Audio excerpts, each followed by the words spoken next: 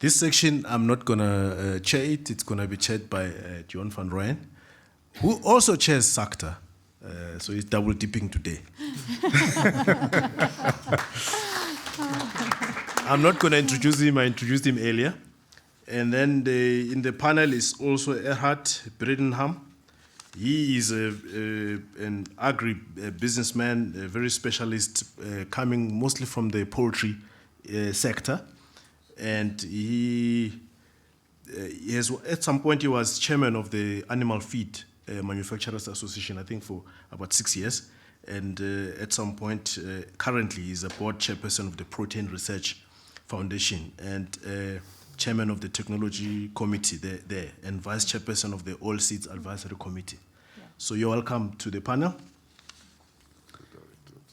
And then we have, Sandile needs no introduction. We have Beatrix de Wit, who is the CEO of the Agri-Manage Solutions. They provide an entire admin suites for services for the agri sector. So if you don't have appetite for admin and you want to do the real work, just farm it out to her. She will do it for you. So she's a specialist in corporate governance, and she does the entire value chain that is associated with administration. And then Andrew Bennett, I've introduced him earlier, so he needs no introduction. And then there's Cornelo, who's the deputy chair of SACTA, and is also head of the Applied Economics and Membership Services at Agri-SA. Gentlemen, Grain South Africa. Yeah. Sorry, my apologies. Grain South Africa. No worry. Yeah, well, I was trying to do the job for Dion and I failed. So Dion, this is your panel. And we didn't open up questions to Sandile's session and also to Andrew's session.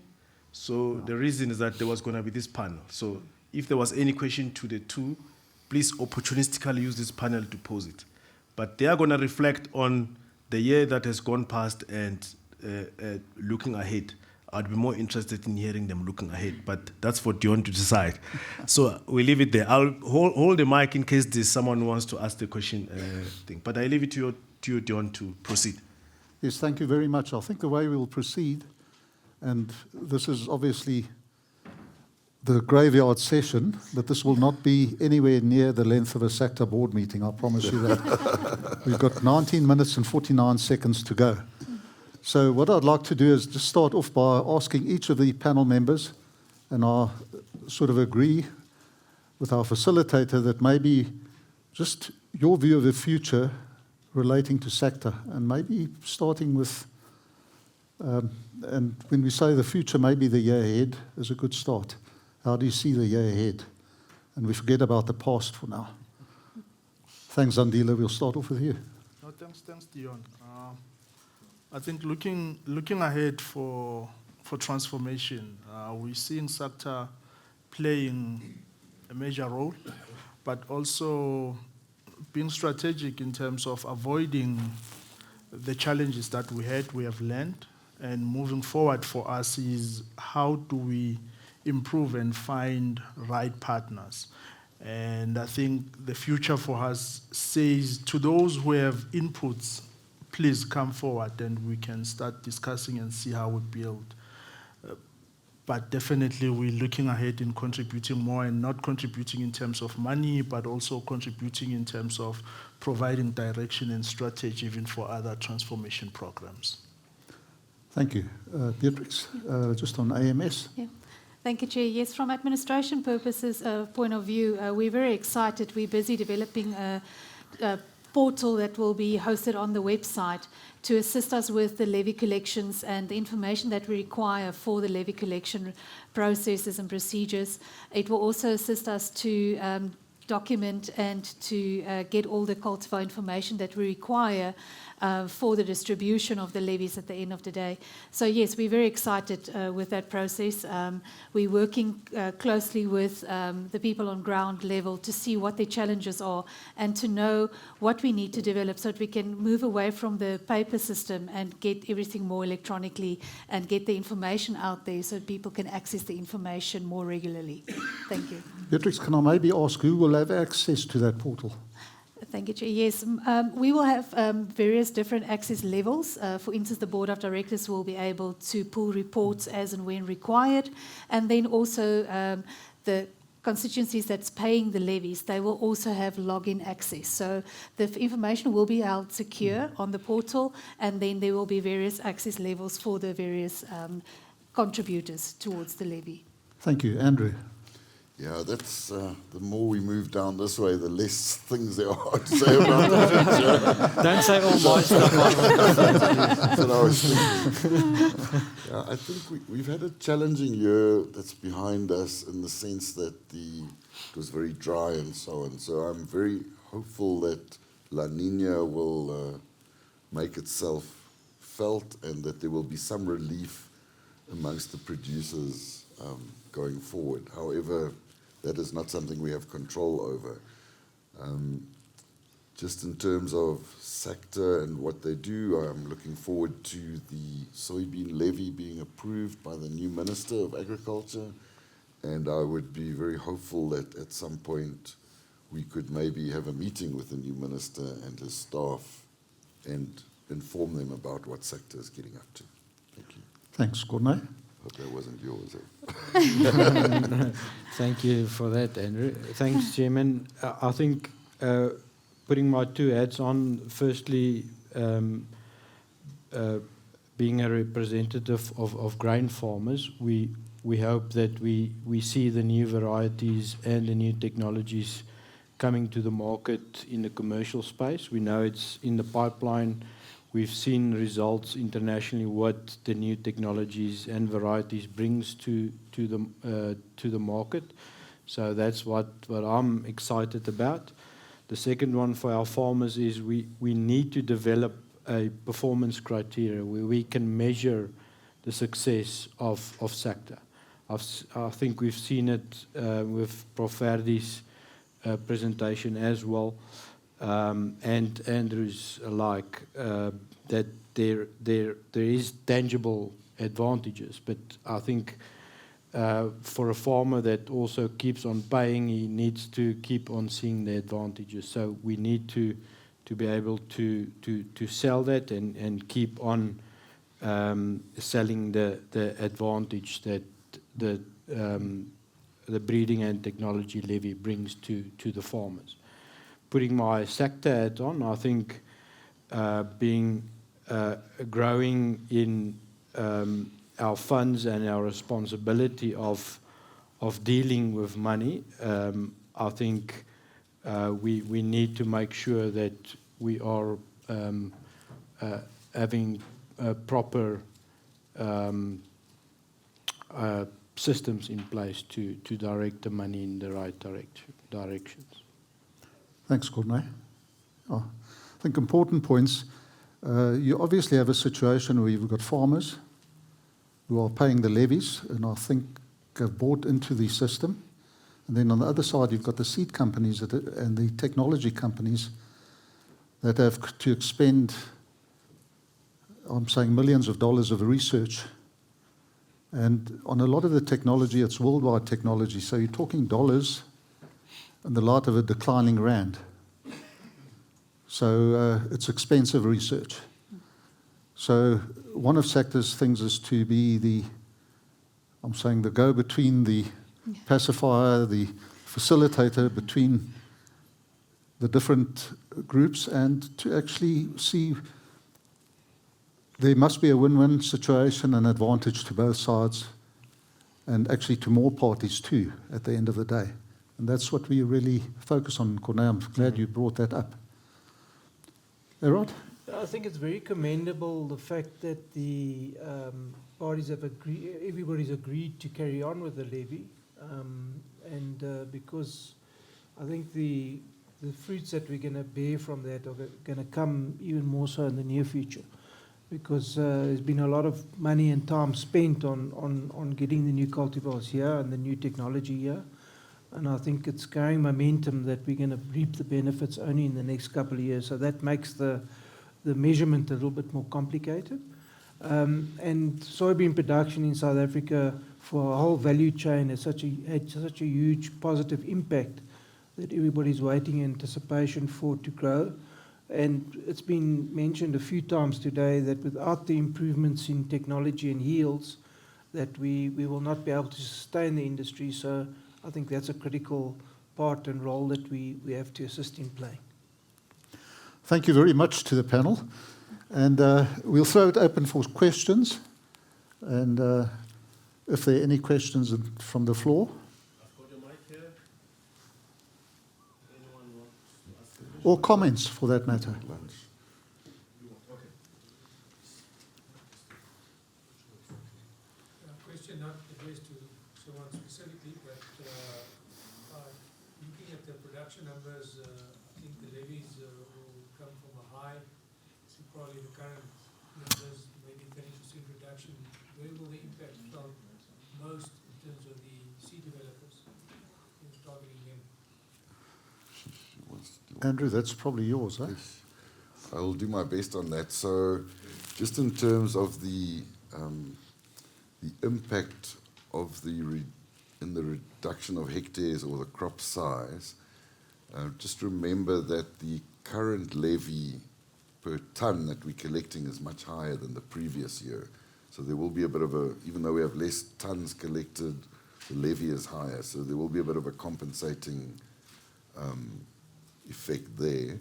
In terms of the seed companies, well, it's very difficult to speak for them, but they need to continue with the programs that they have established already. And being party to some of the, let's say, discussions or negotiations earlier in the year, they are really looking on a more long-term basis. They want to, they see their investment as being fruitful over a longer term.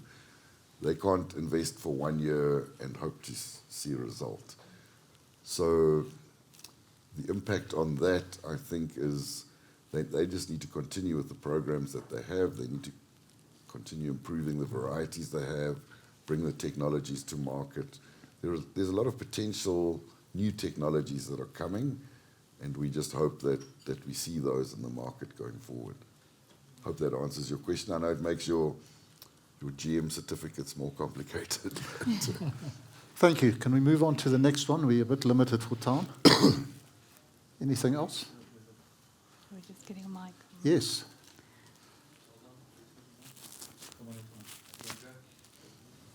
Oh, thank you very much, everyone.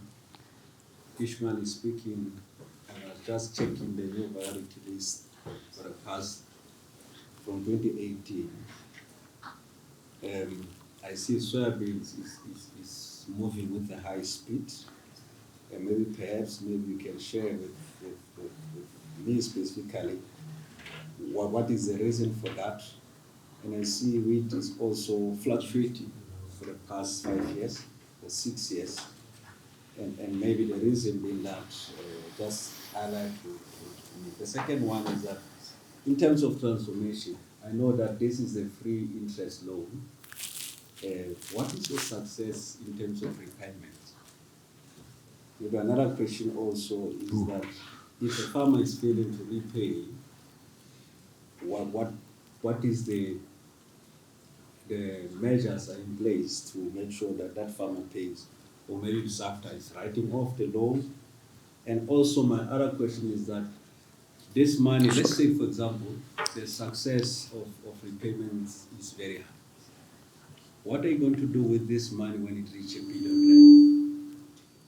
Thank you very much. Sandile, shall we put you on the transformation A questions? long way from a I billion. can maybe answer the first one. Okay, on the maybe you can progress answer the of- first of one, the okay. of the new varieties between soybeans and wheat.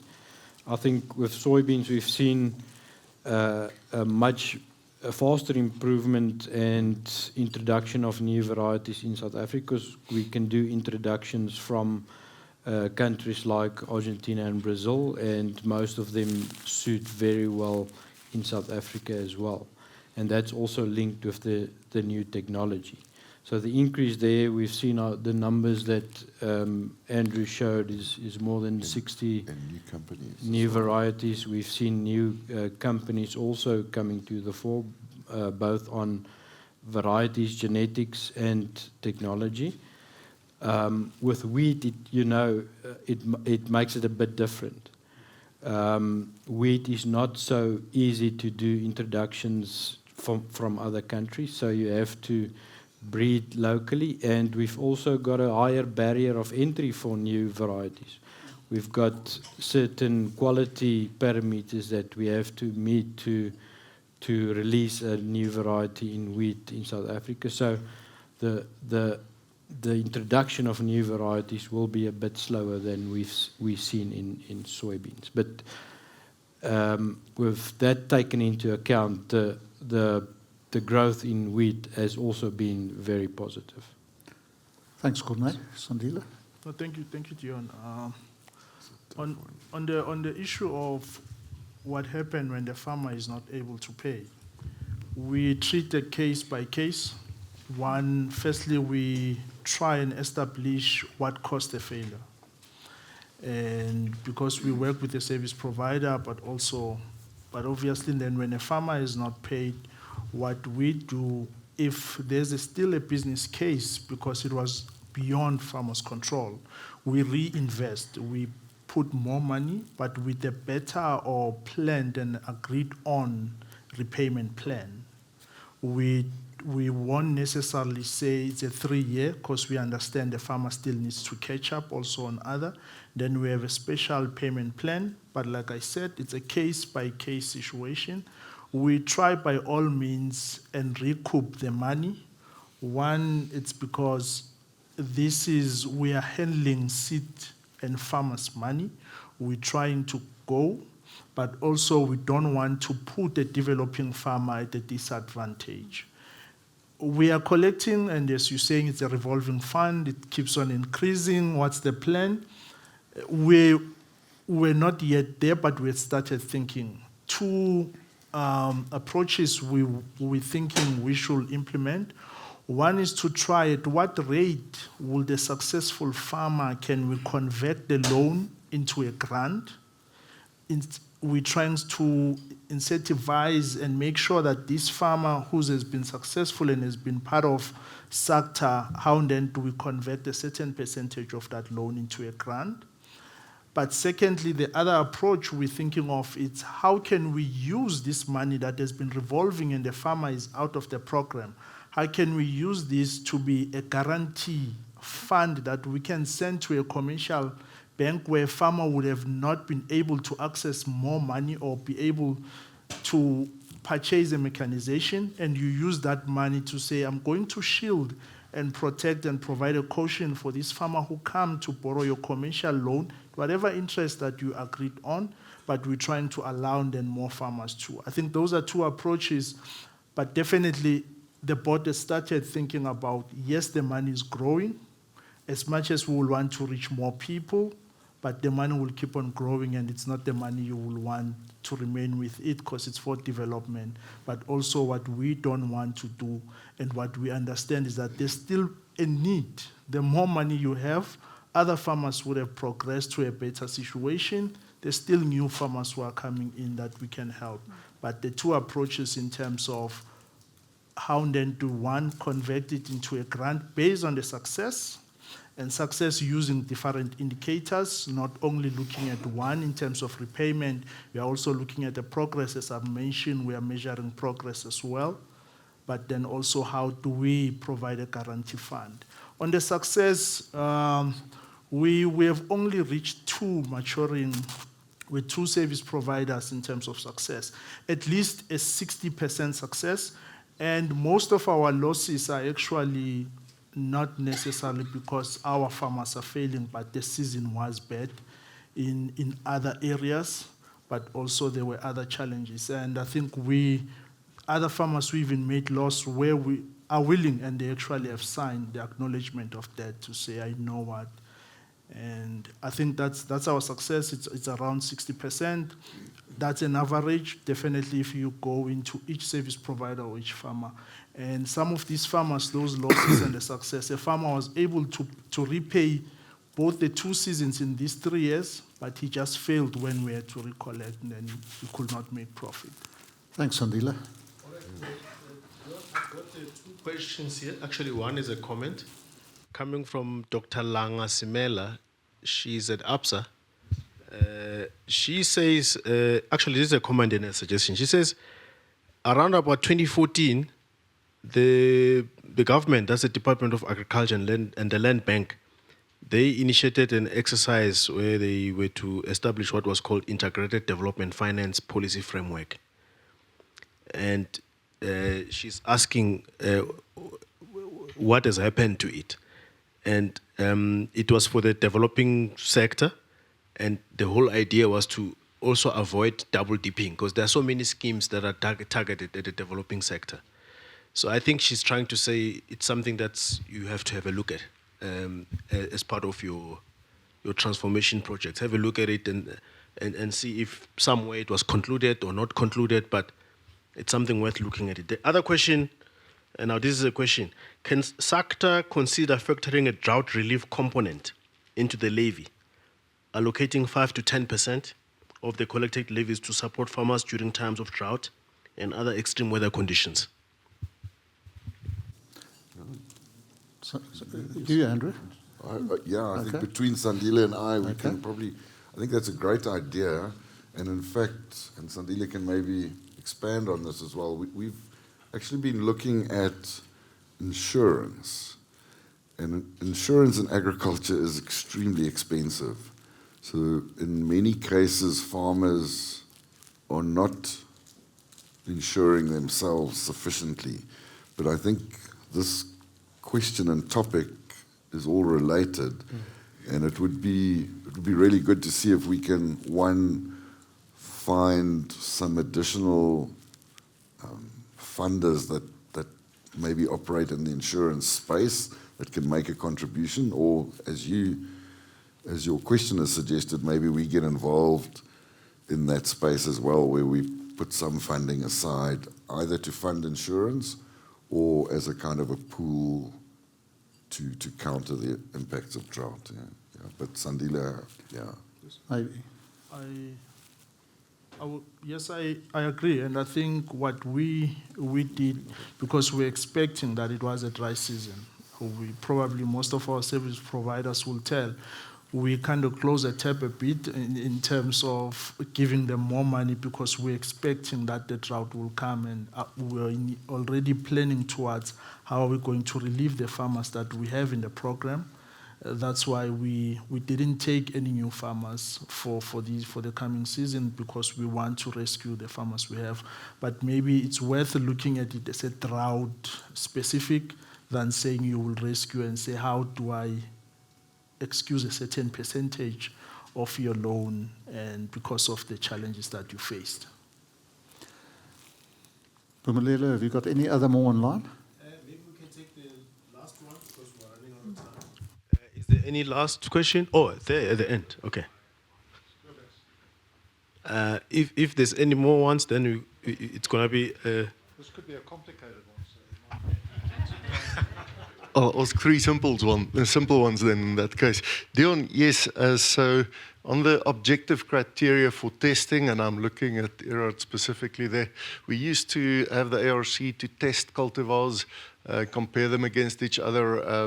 Much of that is a little bit of a challenge. Does SACTA foresee a situation where we'll be doing objective testing? Remember, this is public funding by an institution to see whether all of these cultivars, it's not only the quantity of different cultivars, but also the quality of the cultivars. That's one question. The second one is on the whole NBT and GMO debate. So this is about technology creation. One of the biggest challenges that we currently got is that NBTs go under a difficult regulatory regime in South Africa. What is SACTA doing there? Are you putting money aside and supporting industry efforts to help us to allow NBT so that we have access to the cutting edge technology? And the last question is, amongst the farmers, it's often said that the Americans and the South Americans have all kinds of funky new technologies and things that they have already and we don't have it yet. We are paying for this, but those things we know of because we go and visit our compatriots in other countries and we see that they've got some new genes that we don't, yet we pay for this. What is happening there? I'm happy to quickly respond on, Yeah, on please, some of Eric. those. And I'm particularly referring to soybeans at the moment. I think the cultivar evaluation trials were national, that's funded by the World Seed Advisory Committee and by the ARC 50-50. I think it's really done. It's done in a quality way with quality results and independently. So I would expect that that I'm under the impression that the industry is happy with those, and if not, then we need to explore that in a bigger way. And as has been pointed out, that I think the only negative, there's been so many new ones thrown in that we first have to sort out the good from the bad, and hopefully that can assist producers in making the right decisions. I think that's really where we are. When it comes to South America, I think, and Brazil and Arch from a technology point of view, we certainly, there is of course got to bear in mind the regulatory process in terms of getting that new technology approved and registered. But certainly I don't think there's a big delay in terms of that to our knowledge, and we do try, as you say, to keep up to date with exactly what's happening there and what technologies they're using. Do you want to talk about the NBTs? I think I'm very glad you raised the NBTs, because I think it's probably one of the biggest challenges that we face at the moment as an industry, not only soybeans but across the board, because it's going to be in everything, that in all the technologies that we're going to need in the country and going to be receiving from a new seed technology point of view, or any new seed for that matter.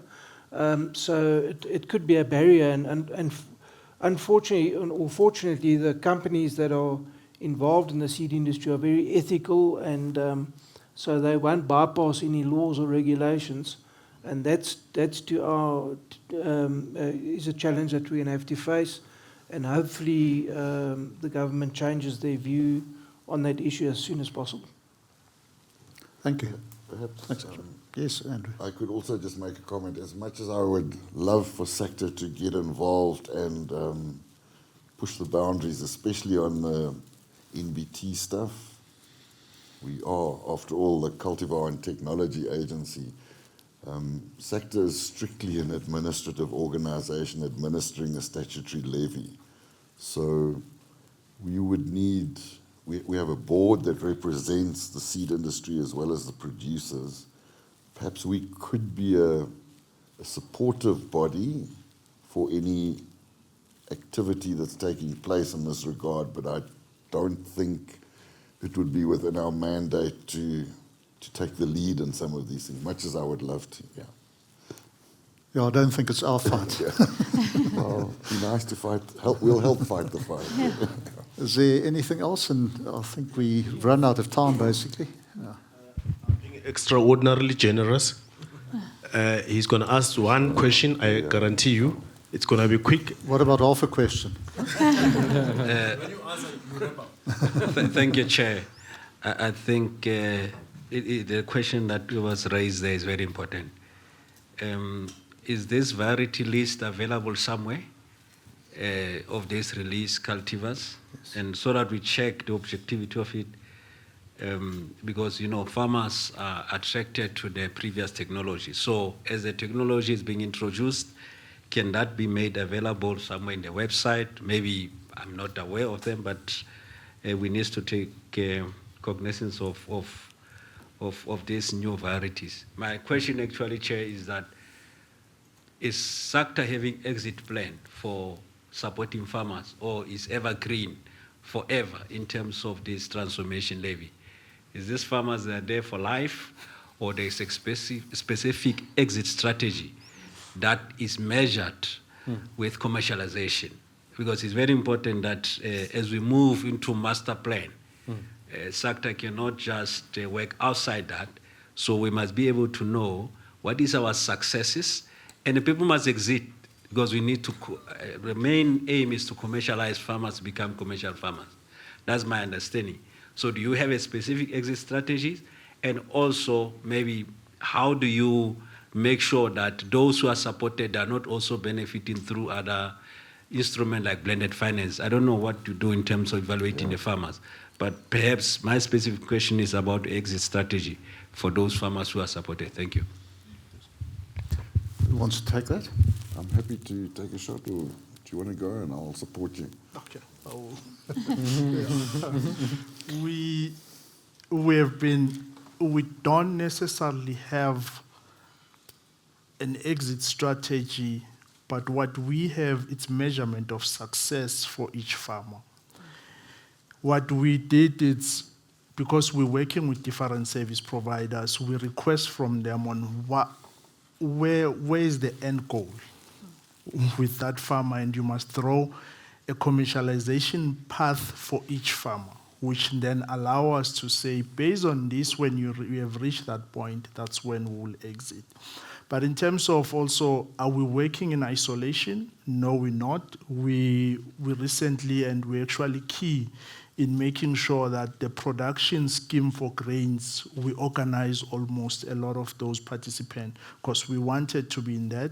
One, in order for us to be able to see who's playing in the space so we can partner with them. But the double dipping is still a challenge for us. And the reason it's a challenge is because no one wants to share their data. Now it becomes difficult, each farmer, but for us as SACTA, we don't fund a farmer from different service providers. If we fund them through SACRA, it will be only for SACRA, but we're hoping, the reason we also were interested in the platform and what Andrew said, that we are inviting more partners into it, it's because we're hoping from the platform we'll be able to see that there's this enterprise, there's this guy who has been funded by the other company, and then we should not fund separately. If we were to co-fund, it becomes easier because then the terms are clear on who does what, who does what.